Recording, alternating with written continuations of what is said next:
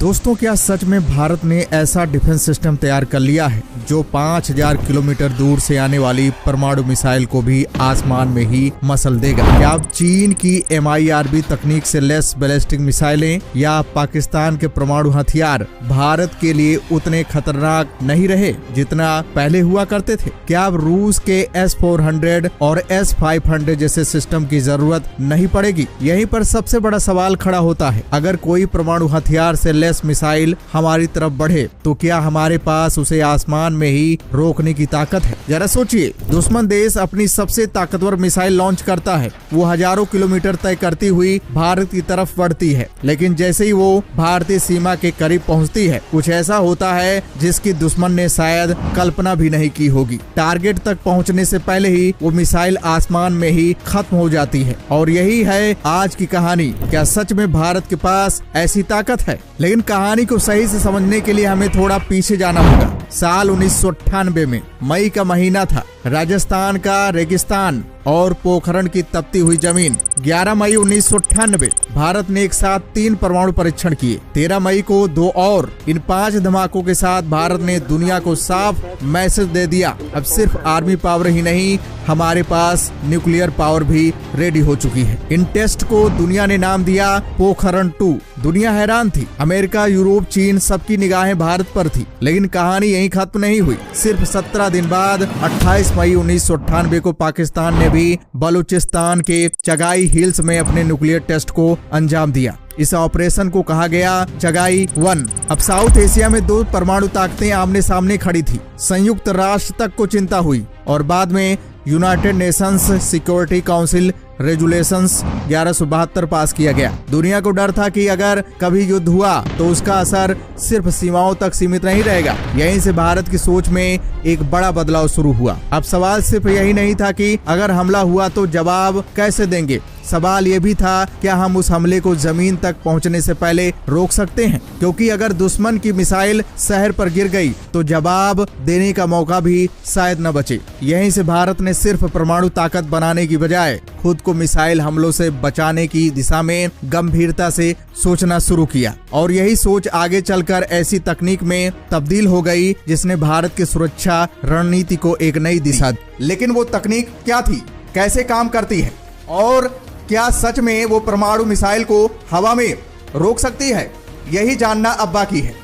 1998 के बाद दक्षिण एशिया में सिर्फ परमाणु हथियार ही नहीं बढ़े, बल्कि उनकी डिलीवरी सिस्टम यानी मिसाइलें भी बढ़ी। अब सवाल ये नहीं था कि किसके पास बम है, सवाल ये था कौन कितनी दूरी तक, कितनी तेजी से और कितनी सटीकता से उसे पहुंचा सकता है। और यहीं से शुरू हुई असली दौड़ बैलिस्टिक मिसाइल की। सबसे पहले समझिए, बैलिस्टिक मिसाइल साधारण रॉकेट नहीं होती है। ये सीधी लाइन में नहीं उड़ती, ये पहले आसमान में बहुत ऊपर जाती है, कई बार अंतरिक्ष की सीमा तक, फिर एक तय रास्ते से वापस धरती की तरफ गिरती है। और जब ये नीचे की आती है तो इसकी स्पीड इतनी ज्यादा होती है कि उसे रोकना लगभग असंभव माना जाता है। कुछ बैलिस्टिक मिसाइलें मैक 15 से मैक 20 की रफ्तार तक पहुंच जाती हैं, यानी आवाज की गति से 15-20 गुना ज्यादा। अब जरा सोचिए, अगर ऐसी मिसाइल परमाणु हथियार लेकर आ रही हो तो उसे रोकने के लिए आपके पास कितना समय होगा? कई बार सिर्फ कुछ मिनट। लेकिन खतरा यही खत्म नहीं होता। तकनीक और आगे बढ़ी और सामने आई MIRV तकनीक। MIRV यानी एक मिसाइल, लेकिन उसके अंदर कई वारहेड, मतलब एक ही लॉन्च, और ऊपर जाकर वो कई हिस्सों में बढ़ जाती है। हर हिस्सा अलग अलग शहर पर गिर सकता है। आप अंदाजा लगाइए कितनी बड़ी तबाही होगी। चीन इस मामले में अब काफी आगे है। पाकिस्तान भी अपनी मिसाइल सिस्टम को लगातार अपग्रेड कर रहा है। अब समस्या समझिए, अगर एक मिसाइल से 5 वारहेड निकलें और साथ में फेक टारगेट भी छोड़ दिए जाएं, तो रडार कैसे पहचान करेगा कि असली खतरा कौन सा है? अगर पहचानने में 1 सेकंड की भी गलती हो गई तो परिणाम विनाशकारी हो सकते हैं। दुनिया भर के एक्सपर्ट लंबे समय से मानते आ रहे हैं कि बैलिस्टिक मिसाइल को हवा में रोकना नामुमकिन है।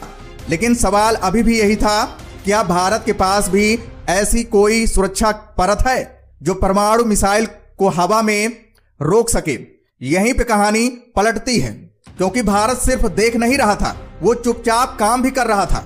जी हाँ दोस्तों, हम बात कर रहे हैं भारत की बैलिस्टिक मिसाइल डिफेंस शील्ड यानी BMD सिस्टम की। इसे विकसित किया है defence research and development organisation यानी DRDO ने। और ये कोई सिर्फ मिसाइल या रडार नहीं है, बल्कि एक पूरा मल्टी लेयर डिफेंस सिस्टम है। ये पूरा सिस्टम 2 फेज में काम करता है। पहला फेज डिजाइन किया गया जिसका टारगेट था 2000 किलोमीटर तक की बैलिस्टिक मिसाइल को रोकना।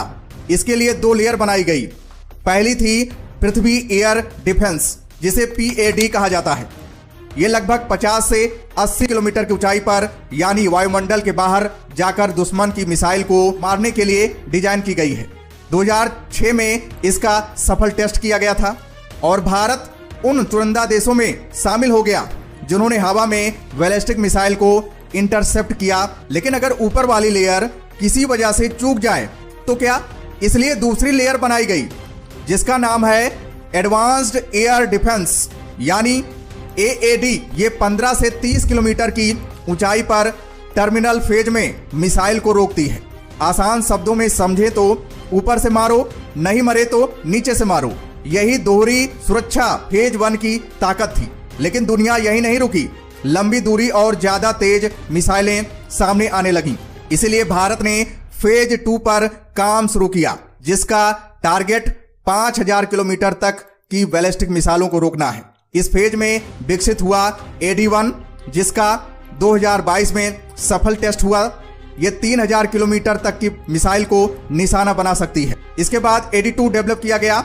ये 5000 किलोमीटर तक की बैलिस्टिक मिसाइल रोक सकती है। लेटेस्ट टेस्ट रिपोर्ट के अनुसार अब इसको फाइनल डेवलपमेंट स्टेज में लाया जा रहा है। अगर सफल हुआ तो पूरी BMD शील्ड कंप्लीट हो जाएगी।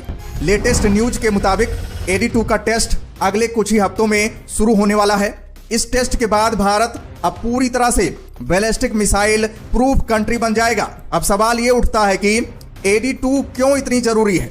तो इसका सीधा सीधा जवाब ये है कि मान लो कि अगर आप रूस के S-400 से मिसाइल को मार गिराते हैं तो मिसाइल तो नष्ट हो जाएगी, लेकिन उससे निकलने वाला रेडिएशन सीधे हमारे लिए आत्मघाती हो सकता है।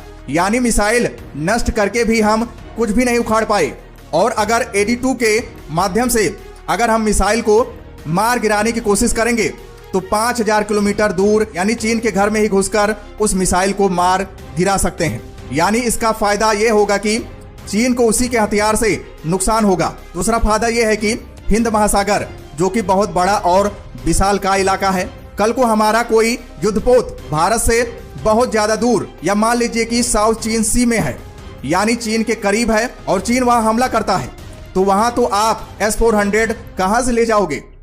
ऐसे में AD1 और AD2 इस बात को सुनिश्चित करते हैं कि भारत का कोई एसेट या किसी भी प्रकार की नौसैनिक ताकत अगर भारत से दूर भी है तो भी ये हमारी बैलिस्टिक मिसाइल शील्ड की कवर में आती है।